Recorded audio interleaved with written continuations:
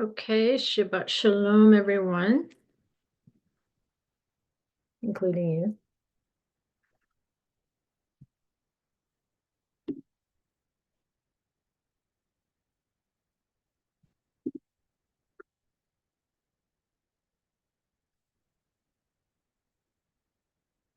All right, we are here to continue with, I guess we would call it our study of heaven shaking the bear, kind of looking at prophecy and the situation in Iran right now, which is a extremely distressing situation. You talk about tribulation. They are going through a tribulation right now. And so we're gonna do our best to look into the scriptures. We've got what I have prepared today is a little bit more information on Dobiel, the Prince of Persia, and I want to look again at the scroll as kind of preparatory to looking at I guess we would call it an Agada, which concerns the Prince of Persia, which I think sheds a little bit of light, um, not just on the current situation, but on the past. I haven't even counted the number of years, but definitely several hundred years of history. And so, because I think visuals in this case work really well, I have prepared PowerPoint slides, and so I'm going to share those with you.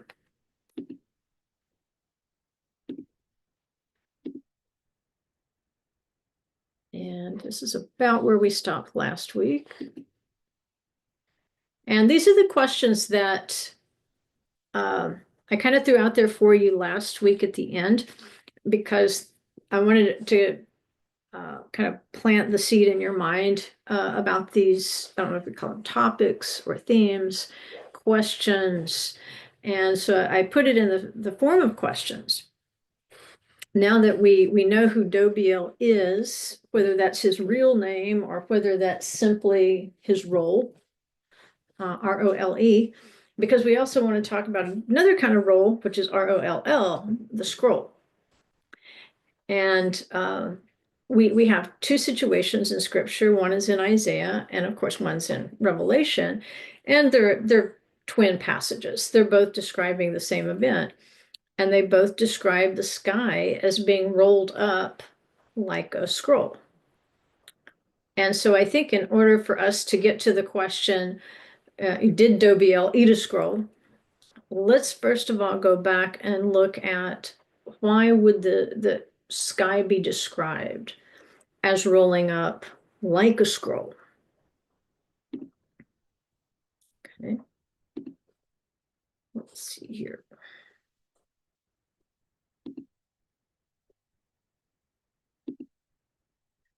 And this is why we laid the foundation of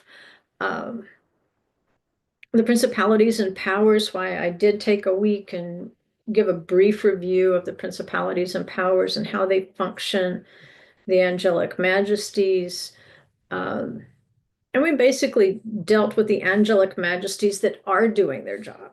They do have an assigned role, ROLE, and they are powers placed over principalities on this earth as when Adam and Eve abdicated in the garden, then there had to be authority on earth. And so that was accomplished through assigning these powers to rule from the heavens. They do have a heavenly place, and that's why their symbolism is associated with the planets and the stars and the constellations and so forth. But we also know that there are a certain number of these who became unruly. So I call them the rulies and the unrulies. there are those angelic majesties who are appointed to rule, but there were also unruly spirits who did leave their lane. And when you leave your lane, when you leave your assigned lane, of course, that puts you contrary to the purposes of the holy ones, and he has dealt with them and is dealing with them. We also know that he has the ability to chain them, quote unquote, chain them or bind them, and basically to restrain them where they can't do harm.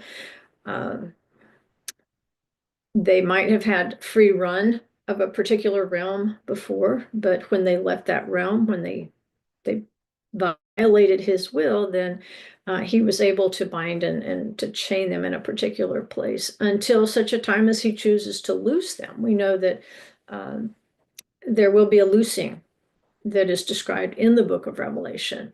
And he can, again, even though they are unruly, he still rules them. They are unruly when it comes to their behavior with human beings, but he still rules over them. They still have to obey him. Even demons have to obey. And so there's two categories here. Neither one is really our business on most days. We went over that too, like what business do we have with you? And that's even what they asked. When you challenge them, they'll say, what business do we have with you? What do we have to do with you? If they feel like they're entitled to be doing what they're doing, but they may not be entitled to do what they're doing. If they've left their lane, if they are working outside of heavenly authority, if they have done something that is within the realm of human beings that does not belong to them, then Yeshua gave us instructions on how to deal with them. And the disciples were his example. He sent them out to cast out demons that were out of their lane. Like, get out of that person. You don't have any business in there. That's not yours. And so as we look at these rulies and unrulies, let's take that easier question first, which was the last question. Why does the sky roll up like a scroll? I think it helps us understand the rulies and the unrulies and what's on the horizon for them. If we're going to understand what's going on the earth, particularly in Iran right now, we have to understand how the powers in the heavens were appointed over those principalities on earth. And when Adam and Eve abdicated, remember the garden is a special place. It's kind of between the natural world and the spiritual world. And when they sinned, they fell out of that special domain that hovers right above the land of Israel, and they fell down to the natural earth. And of course, the process of entropy set in. And we know originally the plan was that they would rule from the garden, that their rule would extend to the entire earth. They were supposed to rule over the animals and the plants and so forth. And then when they abdicated, these powers, these other powers were appointed over the earth. So what about a scroll? If the heavens are going to roll up like a scroll, well, remember a scroll, or it's more accurately in Hebrew, a roll. It's a document that will hold decrees, some of which will affect the earth, right? And since we have a visual of what a scroll is, we have to tell ourselves, okay, I do have a visual of what a scroll is, but I need to understand my concept of a scroll is only a parable of what an actual scroll is. The actual scrolls are in heaven. And so all we have really is our imagination. All we have to help us, guide in trying to understand what is a heavenly scroll? Well, these decrees, these books in heaven, what do they look like? Well, they probably don't look exactly like the books and the scrolls we're used to seeing, but conceptually, they are the reality. And then what we have in this natural world is the parable of that reality. And that's good to remind ourselves that our context so far really is just what we can see in the natural earth. But the The reality, remember, is in the heavenlies. The reality is in Messiah. The reality is in the places we can't yet see with the visible eye, with the naked eye. Just like the Garden of Eden, it's not that far away. Abraham's bosom is not that far away, but you can't get from here to there right now. It takes something special, at least before the resurrection of the dead. There has to be a special thing happening, like with Elijah, for you to be able to travel back and forth from there. But it's not that far away as far goes, because remember, we don't really understand what is distance in that spiritual realm. But a scroll, think of a scroll or a book, because the books are open, the scroll is open. We see language like that. But those sorts of things, they're describing a reality we've not yet experienced. We only have the parable of it here on this earth. But the thing to remember about a scroll is that it seems to match a similar structure of a scroll or a book in the heavenlies, because we know that those they do have books in heaven, and because the word itself for a scroll, which is Megillah, it comes from Gal or Galal, which means circular. It's something that goes round and round, like Gaga. In Hebrew, it's like an intensive gal, and it's if you say gal gal, you're talking about a tire. A tire is something that goes round and round. There was a place called Gilgal, and often districts in scripture, like we might consider it a county or a, a, a space of territory. They were often referred to like as round. Okay, that it's interesting that they would be round rather than square or something. But the scroll is a roll. And when you want to find out what's inside the scroll, of course, you unroll the scroll. When you are done with the contents of the scroll, you roll it back closed. And the passages we have in Isaiah and Revelation describe the sky as rolling up like a scroll. And we tend to think, or I do, when I was a kid, when I heard that, I always thought like physically the sky will roll up. And I didn't quite understand how the principalities and powers worked. So the biblical pattern we have, a book is a sefer, a sefer, a scribe is a soper. If we tell something, safar or sapar, okay? Lesaper is to tell, like you tell what's in the book.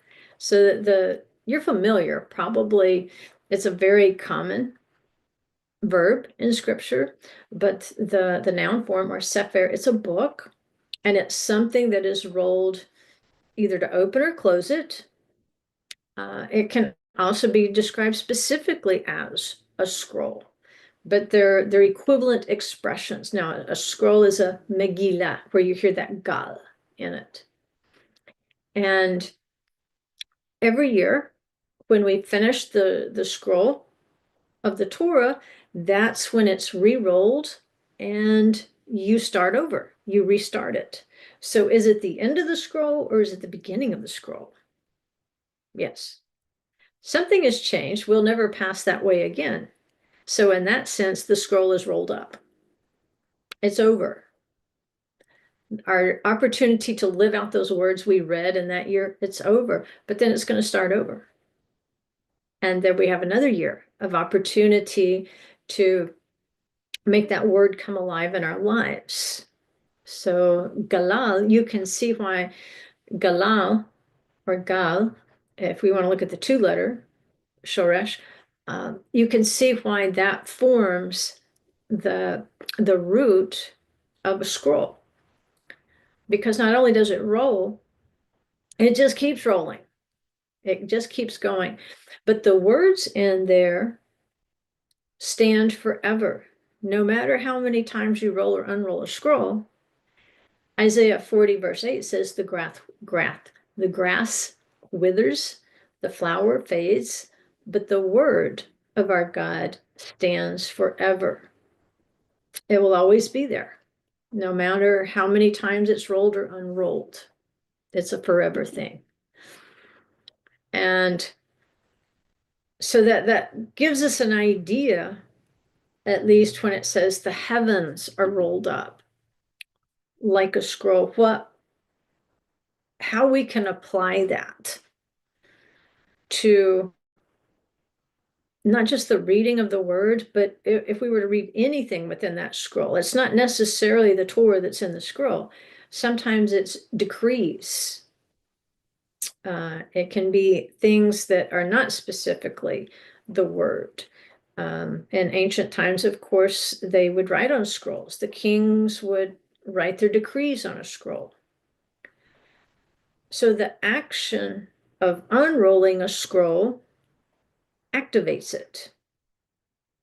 Just like when we read scripture, that's our opportunity to activate the life-giving properties within the words. His word stands forever, remember? But it's just standing there. He created human beings so that we could bring those words to life on earth. And so if that's our intention, when we unroll a scroll, it's like we're activating it. We're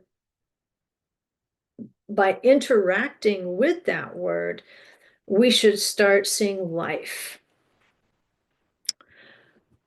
To roll up the scroll is to conclude the time or event written in it. It concludes the time or event written in it. So the idea of scrolling or rolling, remember, is circular. So we can see heavenly decrees that run on a recurring cycle.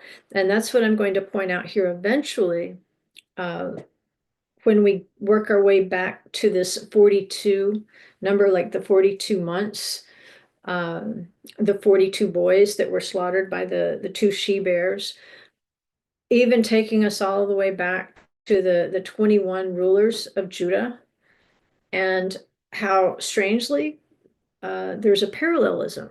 It's like this scroll is rolling in a circular way. What has been before during the monarchy of Judah, we are seeing acted out or rolled out, unrolled in Iran today, because we've got some date markers that are going to help us understand how these themes can just recur in time.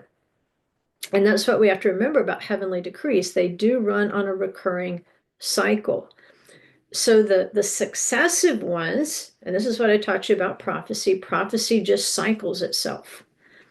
So you'll never see the same prophecy fulfilled identically as it was before, but it will fit that generation in which the template runs again. It's a recurring cycle.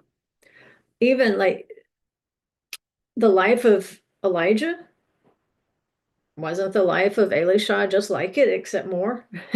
He says, I want a double portion. And so the miracles that Elijah did, you see replayed in the life of Elisha. Well, this is a little bit bigger scale. The cycle of authority that was exercised by the kings of Judah in ancient times, you're going to see there's something similar going on in this cycle with Iran in this uprising. So the successive cycle, it's not going to be the same as previous ones in a practical way. It has to fit the generation, but it will occur on the same template. That's why the numbers will pop up over and over and give us a kind of a GPS. Say, oh, let me go back in the Bible and see where this has happened before. And that's why we practice observing the biblical feast. That's why we observe the Shabbat. Every Shabbat that we celebrate is different to us, and yet it's built on the same template. We can't go back and relive last Shabbat, but this Shabbat is built on the same template. So what are we doing? Well, we're taking the decrees that are in the Torah concerning Shabbat. It's one of the big 10, not to mention there's lots of other stuff that go along with Shabbat, like not kindling a fire, um, ceasing from creative work, not gathering sticks. There's all sorts of things. Bake what you're going to bake, boil what you're going to boil before Shabbat. So we've got a little universe of things that surround the decree of Shabbat. And when we open that scroll of Shabbat each week, because it's the first of the feasts, really, what are we doing? We're eating that scroll. You see, we're ingesting the word. That word is forever. But it's up to us whether we eat it. It's up to us whether, like Yeshua, that caused such a hullabaloo when Yeshua said, unless you eat my flesh and drink my blood. What is he talking about? Well, even in that day and time, it was a euphemism for taking in the word and letting it become a part of you. You see, when people are going to start something, they're just going to start something, even if they already know it doesn't make any sense, because we already know better than that. I found that in a rabbinic source years and years and years ago. So why were they so bent out of shape about eat my flesh, drink my blood? Because it was already in their hearts to find offense. There's nothing offensive about saying that, because euphemistically, just like David, remember he had these soldiers that sneaked out in the night because he loved the water from a particular spring, risked their lives to bring water from that spring back, and then he pours it out on the ground and says, I can't drink the blood of these men. They risked their lives. It wasn't literal blood in the vessel, it was water.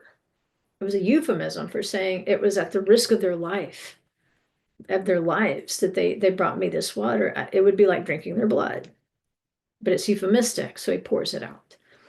So with Yeshua, what do?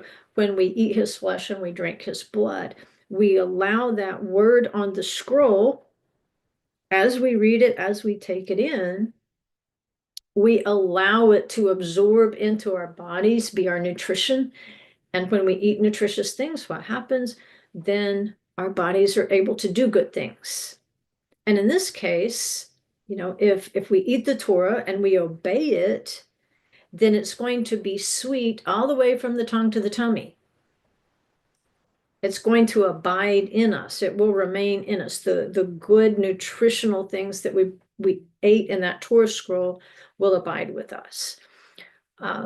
What happens when we rebel against it? Well, the pattern is, if we rebel against it, it might taste sweet on the tongue, but when it gets to the tummy, we'll start to waste away. That it actually becomes a kind of a poison to us. So we want to eat the word. It's sweeter than honey in the honeycomb, but we want it to be sweet all the way from the tongue to the tummy. That means as we read the word, as we ingest it, we want it to abide with us, to change our lives, to become a reflection of what we've read in that word, so that that word comes to life. And there's a blessing in the synagogue, and after the reading of the Torah, you sing this blessing, which is called Eitz Chaim Chi, and it's taken from Proverbs chapter 3, where it describes how sweet the Torah is as the tree of life.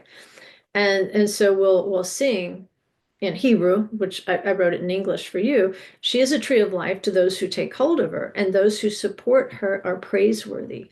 Her ways are ways of pleasantness, and all her paths are peace. Bring us back, Lord, to you, and we shall come, renew our days as of old.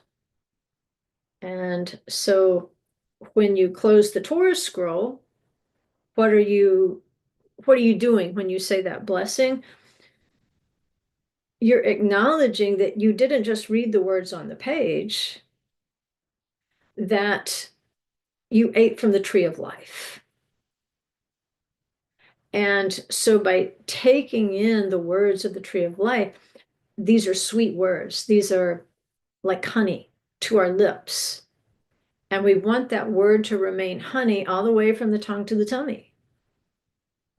We want to allow the words to direct us in the paths of peace. And so when you roll up that scroll, is it the end or the beginning? Yes. It's the end of this particular Torah portion on this particular Shabbat.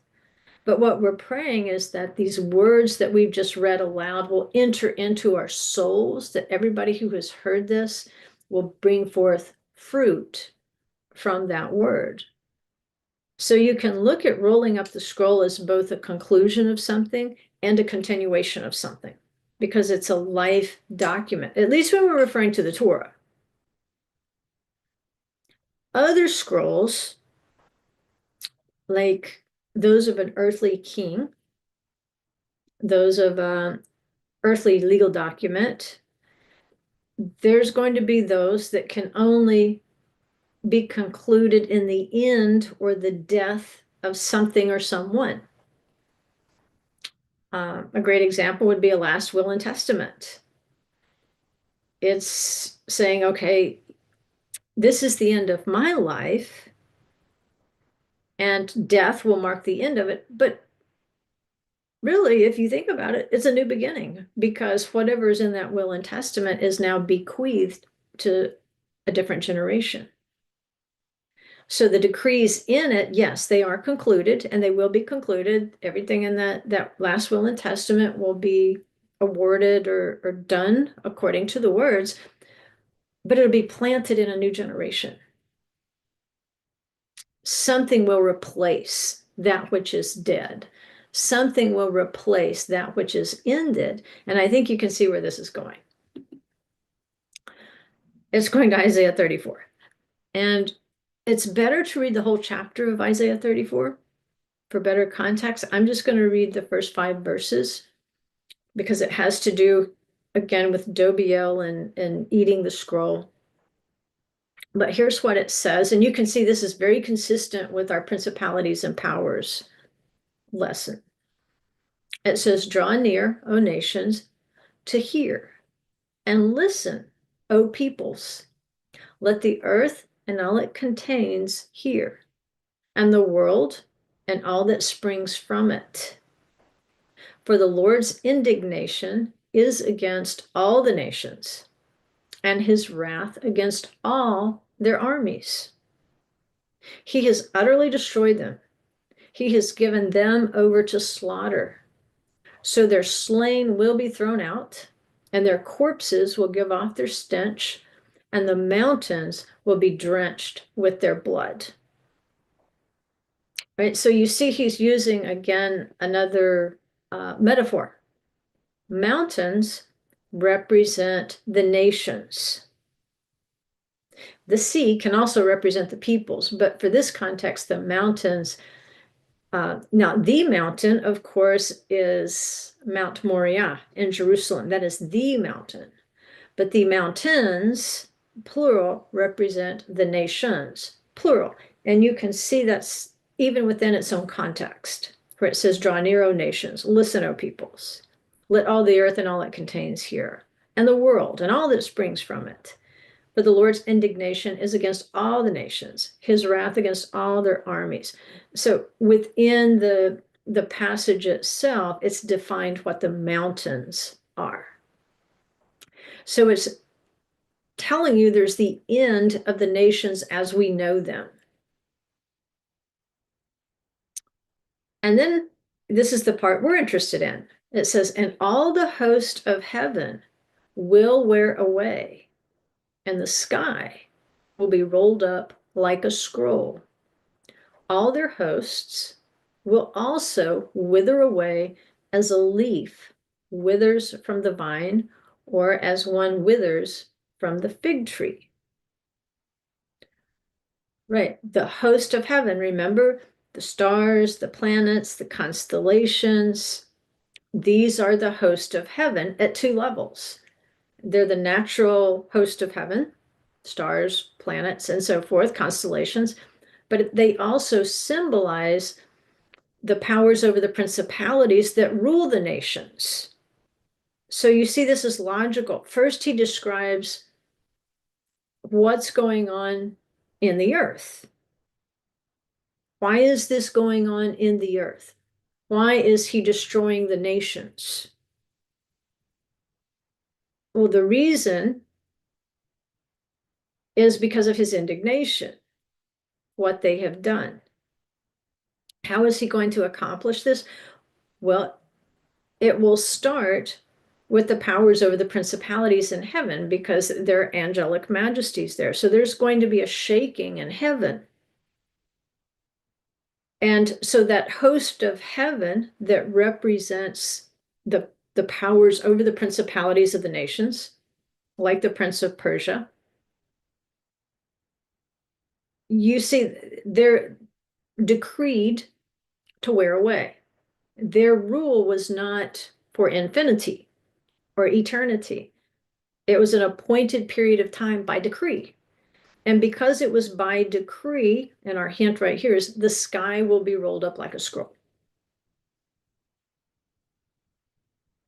The time from Adam's fall until the time that Prince Messiah will ascend and rule the earth with a rod of iron, and the 12 tribes will rule with him from the 12 gates of Jerusalem. Now that time has come. So what will he say? Okay, you majesties that I have appointed over the nations, I'm rolling up that scroll. Your time is up. As the words in the scroll basically described how you will rule over these nations, gave you that authority to rule over those nations. Now, as we roll the scroll up, no longer will you have the authority that's written in that scroll, because that authority is getting ready to pass. Remember, it's a scroll, it's a roll. Is it really ending? And not completely. Their rule, their authority is being rolled up. That's the end of that. But a new authority is being rolled out. And that would be Messiah, Messiah Yeshua, the prince who will rule with a rod of iron over the nations. And the host of heaven that rules now will be replaced by a heavenly host made up of the saints. And then in this final passage here, and I broke it into pieces here so you can kind of see the progression. He says, for my sword is satiated in heaven. Behold, it shall descend for judgment upon Edom and upon the people whom I have devoted to destruction. So the sword began in heaven. First, he shows you the mountains. He shows you the nations of the earth, their armies destroyed. How did that start? It started with the host of heaven. The scroll was rolled up for them. And so he satiated his sword in the heavenlies. He started with the host of heaven. Now, does he literally take the sword like we're thinking about and start stabbing these angelic majesties? No. What he's saying here is that these hosts have been severed from their source of authority.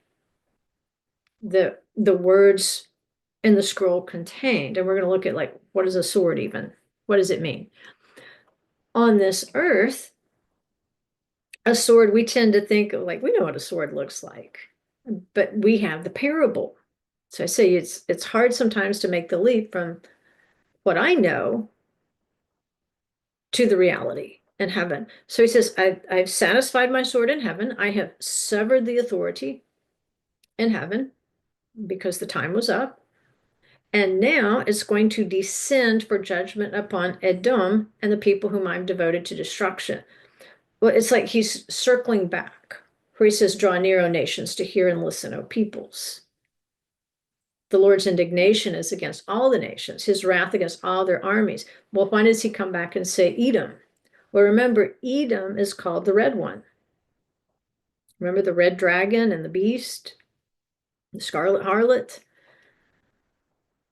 All right, these are associated with the adversary. The beast is what's going to be destroyed in the book of Revelation. This goes back to Daniel's visions.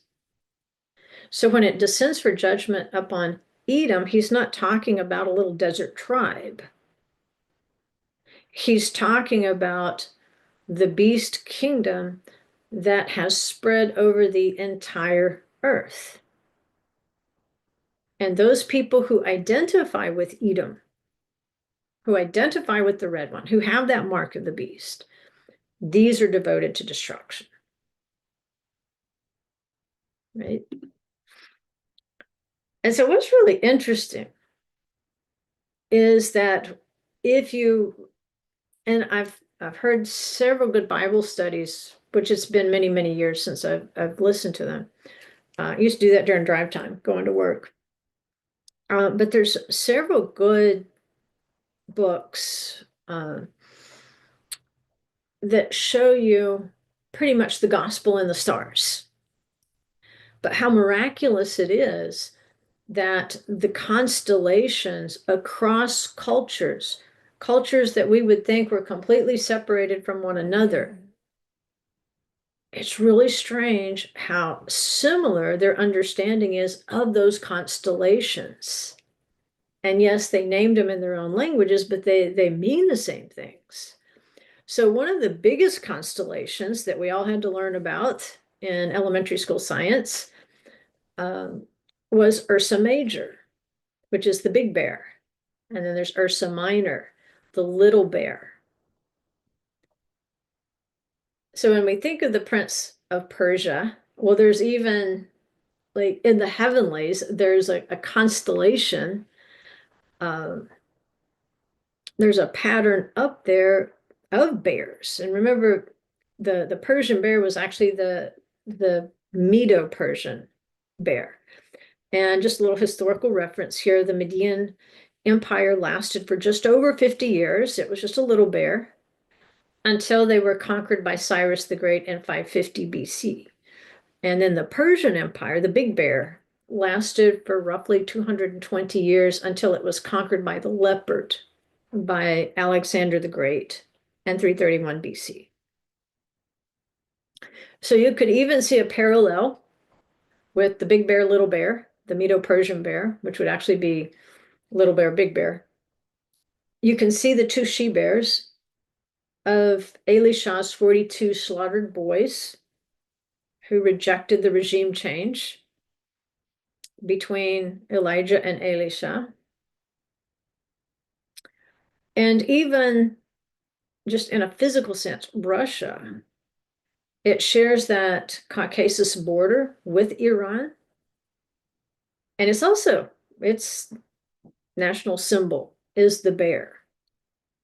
And so there's an ethnic intersection there in northern Iran and southern Russia, that area around Georgia. If you're looking at a map, you can see that Caucasus border.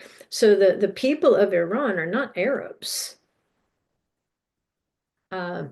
Ethnically, they're more aligned with that area of the Caucasus Mountains than with Arabs.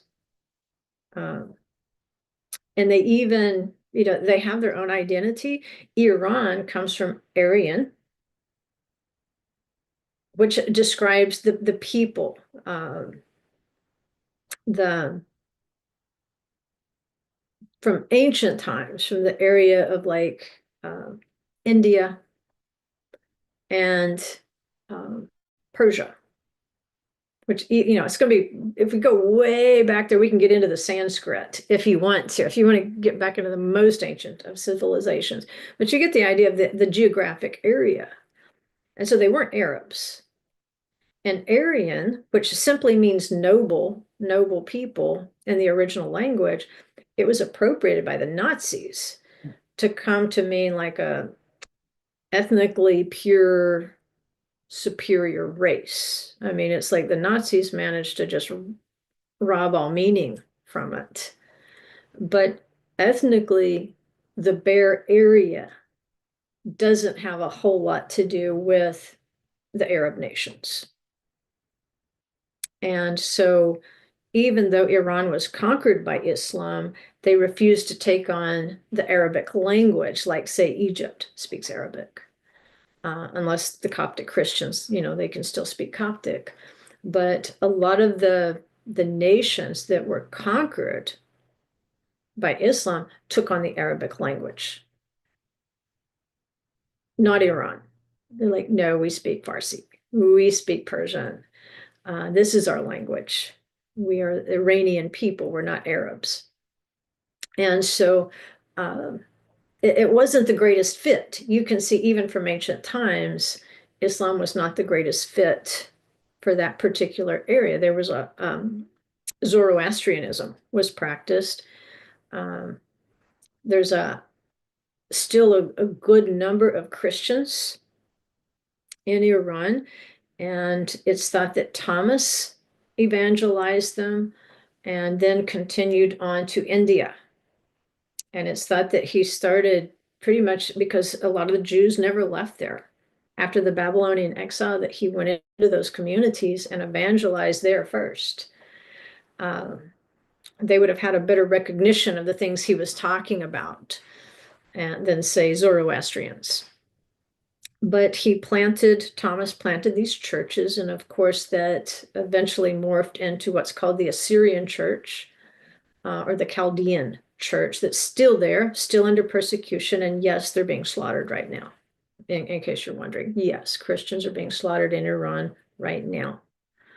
The Jewish communities, basically, you might as well say, under lock and key right now. They can't afford to stick their heads out, and haven't been able to since 1979. They say what they're told to say. And so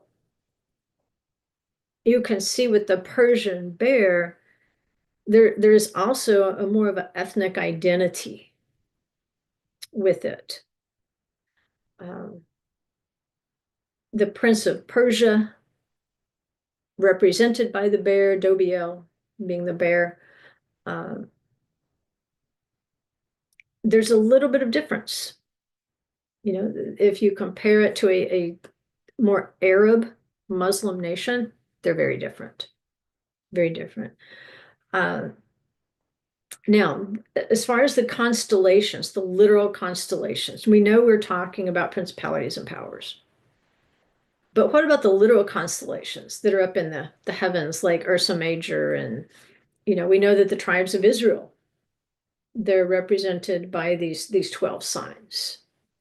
And that's where you can get into real trouble with astrology. People look to the stars to do the things that they're not supposed to be doing. You're not supposed to be interacting with those things. But, people always like to know the future. People like to manipulate the future, and that's sorcery, and it's sin. So if you mess with those things, don't be surprised when it doesn't turn out the way you thought it would turn out. As it turns out, you cannot manipulate them. They still serve the Most High, no matter who they are. They were created by Him. Now, will they literally be shaken out of their places at the end? I don't know. Is he just talking about the powers they represent being shaken out? I don't know. But we know that there are signs in the heavens. I tend to believe that there will be signs in the heavens, like literal signs in the heavens, just like there was at the birth of Messiah.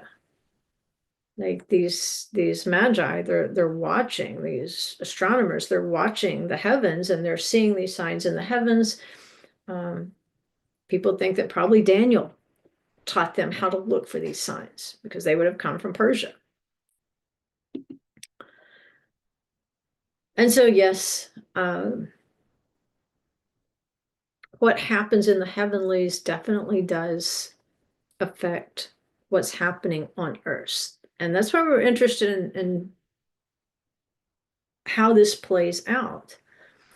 Because ultimately, if it's the end, if it's time for these hosts of heaven to be rolled up, if their authority on earth, which was temporary decree, until the tribes of Israel were restored, resurrected, ruling from the 12 gates of Jerusalem, fully restored in these garden-ready bodies that are going to function equally well in spiritual or physical realms, available to do the bidding of their King Messiah.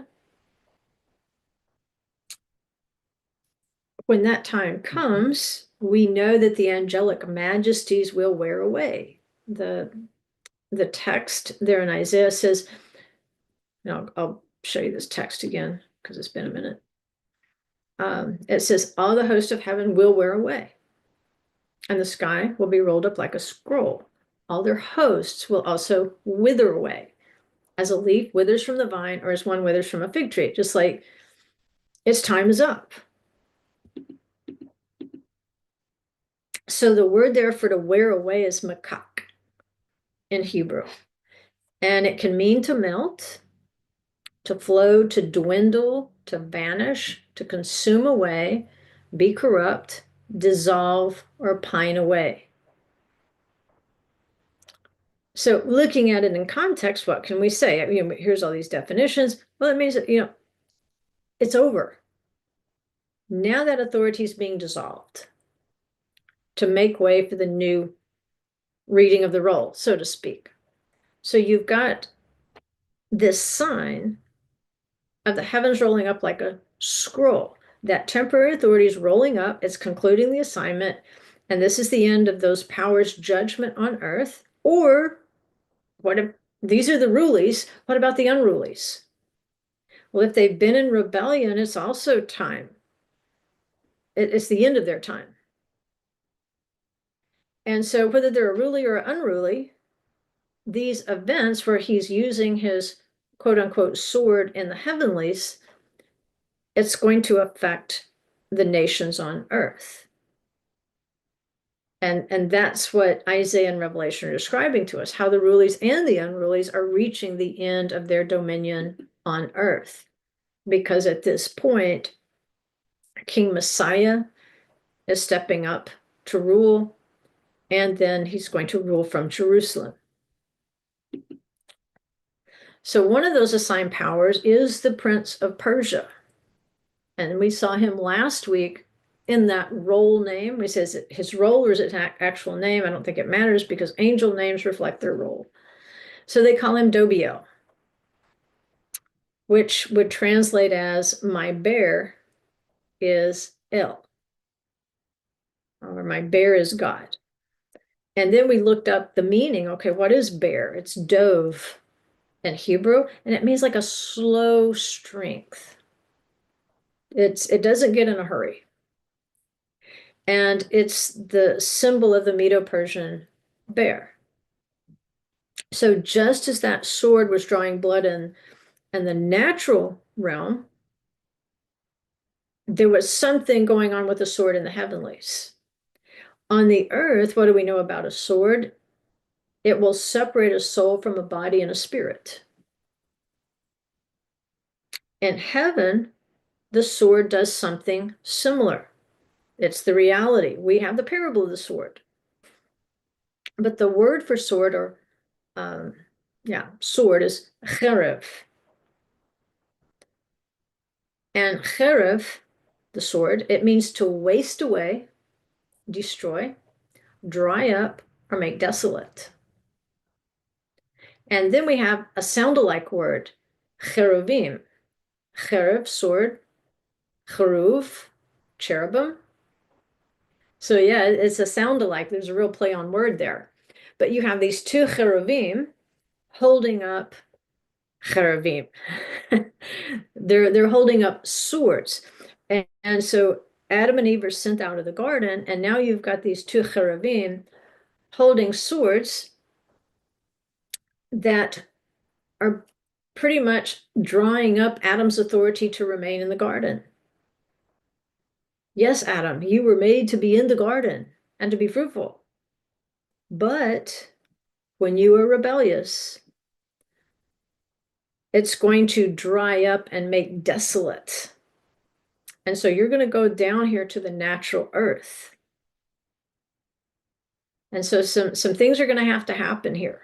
So in the meantime, he appoints these angelic majesties.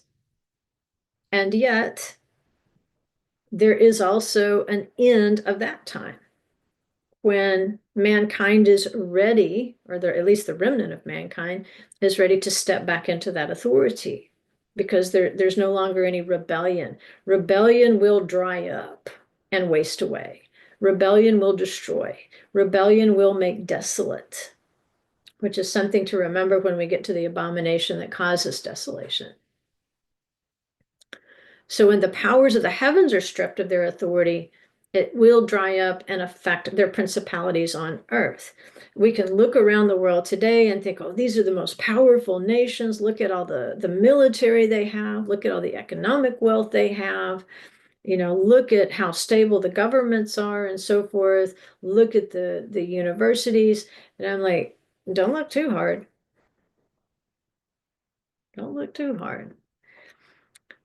Because what's glorious in our eyes needs to be a reflection of what's glorious in the Father's eyes. And so many of these organizations and institutions are not as glorious as we think they are. And however much power we think they have, just remember, when the powers in heaven are stripped of their authority with the sword, then it will affect the principalities down here on earth. So let's look at this twin passage in Revelation 6:12 through 17, which carries us to the sixth seal. And remember, 6 is the number of man. The man and the beast were created on the 6th day of creation. The beast was created first. He had an animal soul, but they were created to reproduce after their own kind. The man, who is the younger of that day's creation, was created in the image of Elohim. Problem comes in when mankind, who was made in the image of Elohim, they have a different kind of soul, a different kind of spirit, a different kind of glory. They tried to conform to the image of the beast that was created first, and an animal soul, instead of conforming to the image of Elohim, because he also has a soul that we should be conformed to. So the prophecy of Esau and Jacob, or Edom, Esau's other name was Edom, and Jacob, which is Israel, they're adversarial. And that's why we saw in Isaiah, he refers to Edom, the people that I'm going to get rid of, basically. I'm going to uproot these people, these Edomites, because these are the people who have conformed themselves to the image of the beast, the red one. That's what Edom means, the red. And so the enmity between Esau and Jacob goes all the way back to the 6th day of creation. The younger, that which represents the humankind in the image of Elohim, he was struggling against the older, against the red one. But it says the older will serve the younger. That's what the prophecy is. The soul of the beast does not like to submit to the spirit. And that's still the struggle. So this is significant. It says when he broke the 6th seal, and there was a great earthquake, and the sun became black as sackcloth made of hair, and the whole moon became like blood. Something just dawned on me when I read that, because we've been studying the black hair and the white hair in our weekly classes. I just saw that. Okay, black as sackcloth made of hair, and the whole moon became like blood. And the stars of the sky fell to the earth, as a fig tree casts its unripe figs when shaken by a great wind.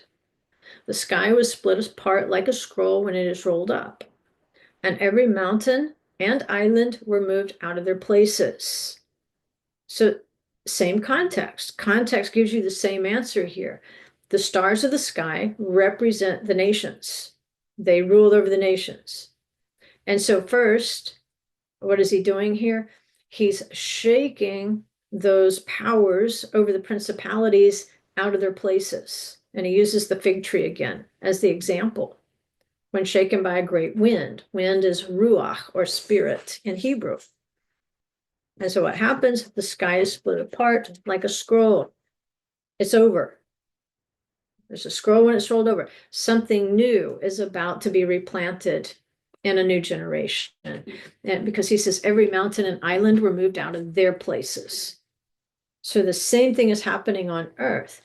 The nations and even the smaller island, I have to go back and put that in Hebrew. I didn't think to do that, but when you put island back into Hebrew, sometimes it means a coastland, which has its own prophetic meaning. Let's continue. Then the kings of the earth and the great men and the commanders and the rich and the strong and every slave and free man hid themselves in the caves and among the rocks of the mountains, among the rocks of the nations. And they said to the mountains, they said to the nations and to the rocks, there's the rock, Messiah, and there's rocks, other things we've trusted in. Fall on us and hide us from the presence of him who sits on the throne and from the wrath of the Lamb.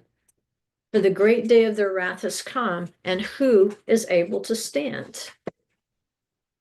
Right? Remember, as Moses is getting ready to go, he's instructing the people at the end of his assigned time. And the Torah portion, Nitzavim, you are standing, is what he tells them. Who is able to stand? Well, Israel will be able to stand at the end of their wilderness, which in Ezekiel, it's called the wilderness of the nations. We're in the exile, we're in the wilderness of the nations. But just as Moses encouraged the Israelites, you are standing this day, you are standing, you made it through your 40 years in the wilderness. You're a new generation, but some of you old heads made it. Well, what is happening here? The same thing. Nitzavim, who is able to stand in the day of wrath? Those who make the journey with Messiah. That's why we're constantly told, overcome, overcome, overcome. Because there will be people who are looking around and saying, fall on us. It's like you can't hide. You can't hide from the presence of him who sits on the throne.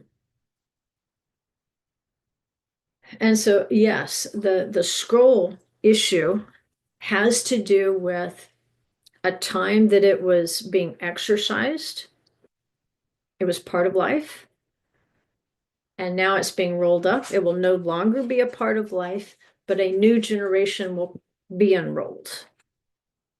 Because those who are not able to stand will not be part of that next generation. They will not be part of the next roll. So we've had about an hour here. And next week, I want to do something that's a little intense. It's not really heavy so much as like you have to pay attention to the details. I mean, I have to pay attention to the details as I go through it. But because the story of Dobiel, taken from the book of Daniel, because it has to do with him eating a scroll, and this scroll behaves in a certain way, and the effects of the scroll are a very specific thing. And we say, okay, did this actually happen? It actually did. It actually did. And it was by decree, no less. So when Dobiel eats this scroll, you can, because he would be part of the host of heaven, you can literally see it being enacted in the physical earth from the onset of the Islamic regime. So I'll leave you this week with this question. Which people in scripture ate scrolls and why did they eat them?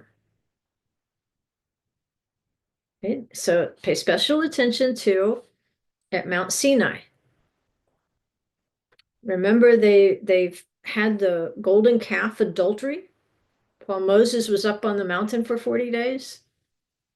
And what does he do? He grinds down the gold of the idol and forces them to drink it, and it exposes the ones who are going to be destroyed for committing the idolatry.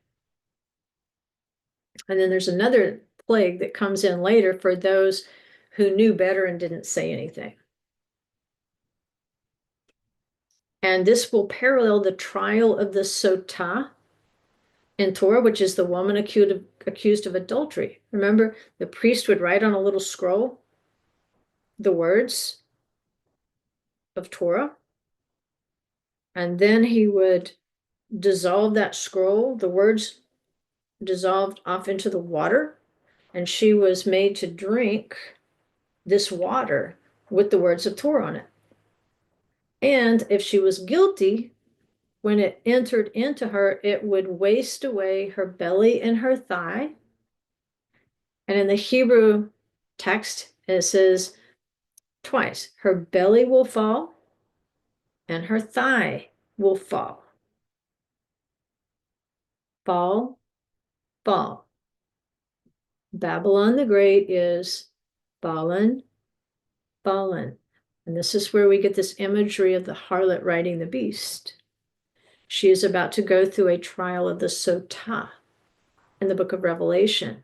And so John, when he eats a scroll, what is he going to tell us about? Adultery.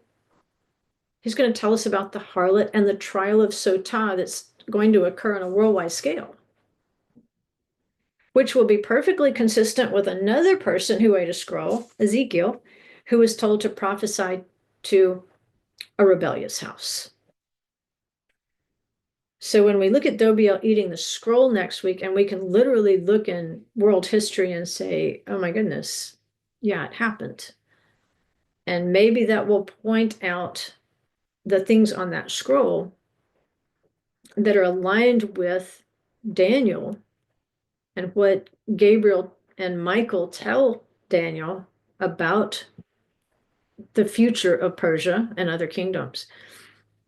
Maybe it will give us a better template as we view the events in Iran today, which it's regime change. We've been seeing that, for a while.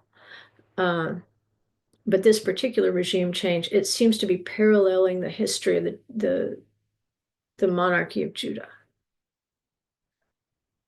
And so that's where we'll pick up next week. We'll look at those who ate the scrolls. What does this mean? What is this scroll that Dobiel is eating? And what can we learn anything from it today as we're watching these events play out?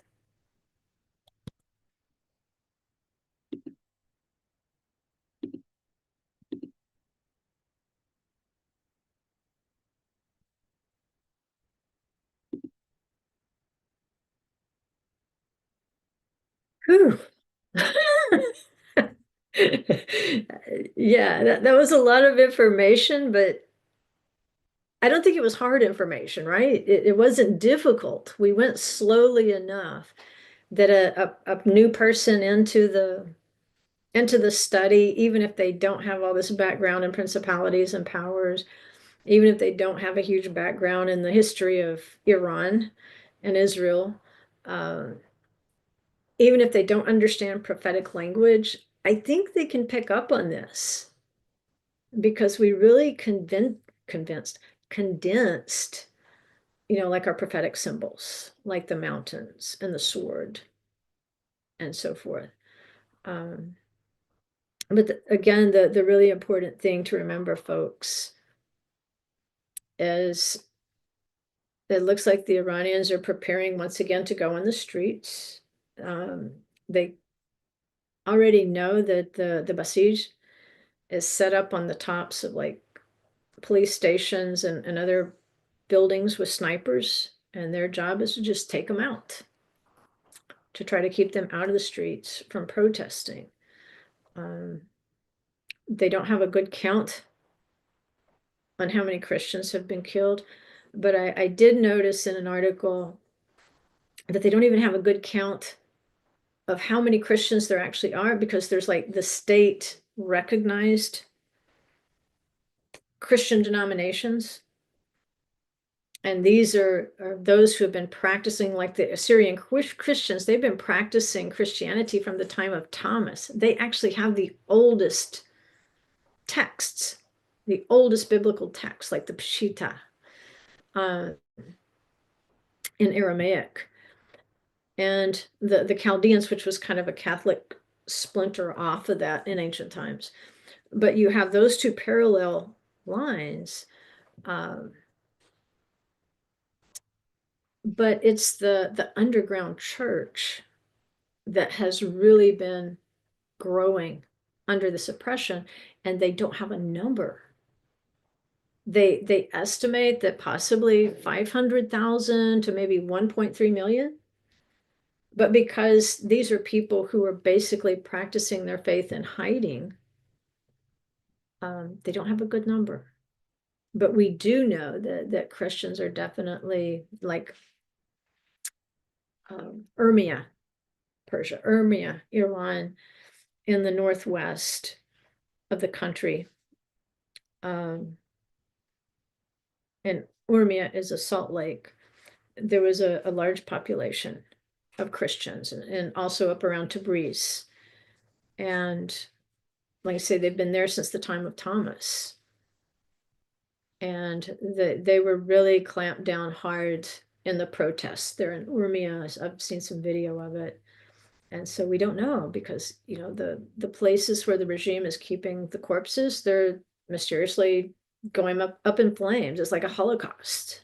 It's like they put the bodies in there and then set them on fire, so there's no body count. So people don't know how many people they've killed. And they'll threaten the family with, if you say anything, we'll destroy any evidence this person was ever alive. No birth certificates, no nothing. It'll be as if they never lived. And are these the dying gasps of this particular beast regime? I hope so. I hope so. And I do hope help is on the way. Not so they are free to live just like people in the West, because we're just a bunch of reprobates. If you look at our popular culture, but there is a righteous remnant in the West that is praying for them, and I hope they know that. But I hope they earn their freedom so that they have the opportunity to hear the gospel, like in the time of Thomas.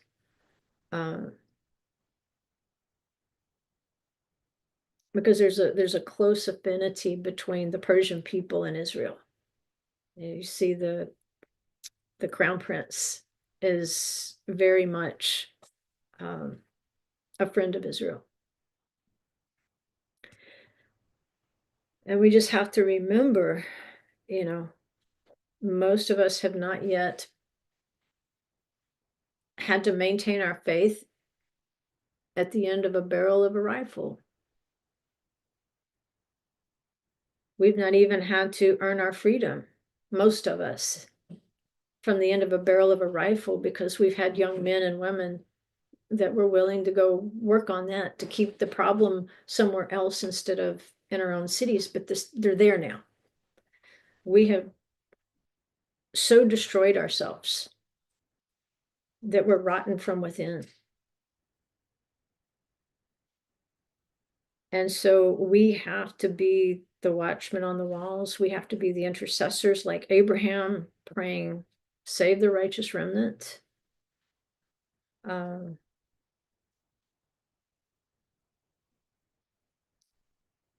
But even the United States, we started with the premise that it's God's word that guides the affairs of men. But we also had friends who stepped in. Remember France? Could we have won the war without France? I don't know. But I hope that we're willing to do what France did in the American Revolution. They didn't leave us out there all by themselves. Did they have self-interest in mind? Of course they did. Does the United States have self-interest in mind? You'd be a fool not to know they have self-interest in mind.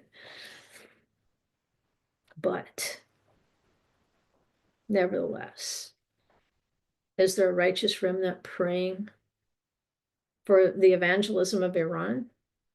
I sure hope so. I sure hope we're not just sitting here saying, well, they've been fighting for thousands of years. No. No. The fight against evil goes all the way back to the garden. It didn't start in the Middle East. Well, actually it did. Come to think of it, it actually did. Just a little bit higher than where we're talking about. But it is sobering. You know, it's one of those things you go through your day and it comes back. And you just pray again, Father, please protect your people. Please protect your people. Please accept your martyrs. And it's, you know, that juxtaposition of the martyrs in Revelation with the overthrow of the beast.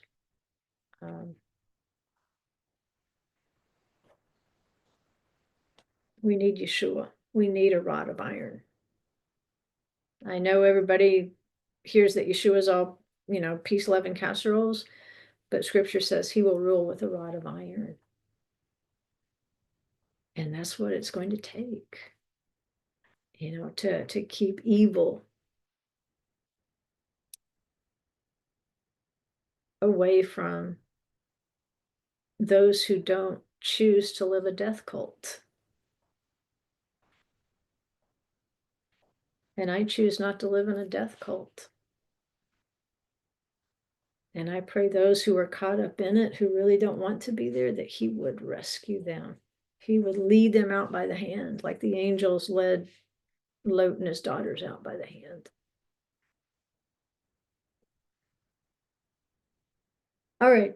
Now that part was heavy, but I think it lays the table very well for next week when we talk about Dobiel eating the scroll and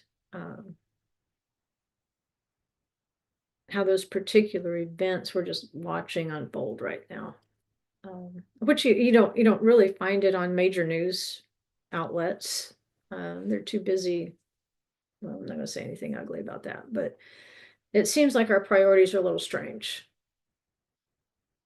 You know, you've got anywhere between 30 and 80,000 people slaughtered in Iran, and you're worried about this one? Because why? Because why? This life was worth more than tens of thousands. It tells you how skewed skewed up our media is when there's real news out there that really could direct our prayers. But so many times people just don't even know what's going on. Would they care if they knew? I don't know. But if they at least knew what was going on, I think we could intercede better. But so much stuff, the really important things, they're just not going to be on the regular news. All right. Love you guys. And I pray that you have a wonderful week.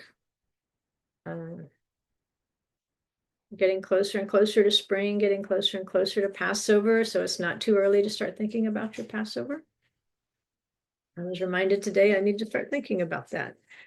And so I'll plant that little seed so you can start thinking about your preparations. How about that? All right, love you guys. And B'ezrat Hashem, we'll be back next week.